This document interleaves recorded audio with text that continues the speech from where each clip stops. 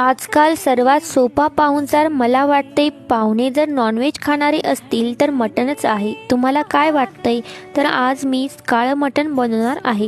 त्यासाठी इथे मी 2 कांदे, खोबऱ्याचा तुकडा, 2 हिरव्या मिरच्या भाजून घेतल्या आणि मिक्सरच्या भांड्यामध्ये टाकून वाटून घेतलं.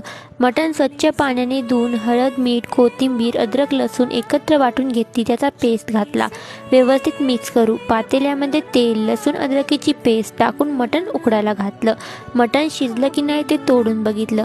मस्त असं शिजलं. त्याच पातेल्यामध्ये तेल, टोमॅटो, भाजलेला कांदा परतून घेतला.